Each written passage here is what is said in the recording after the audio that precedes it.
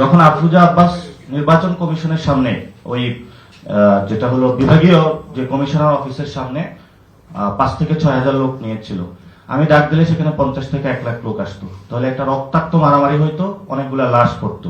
আমি শুধু একটা কারণে সরে আসছি, যে যদি ওই হসপিটালে যায় যেই বাবার ছেলেটা মারা যেত আমি তাকে কোনো জবাব দিতে পারতাম না, এই জন্য হলো আমি সরে আসছি।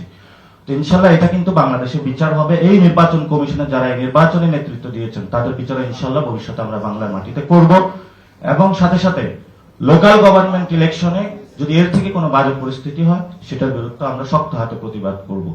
আমরা এখানে বাই কনস্টিটিউশন দেশের জন্য কাজ করতেছি। আমরা নির্বাচন কমিশনের প্রধানের বাসায় যাব, খাবো, এটা পার্সোনাল সম্পর্ক।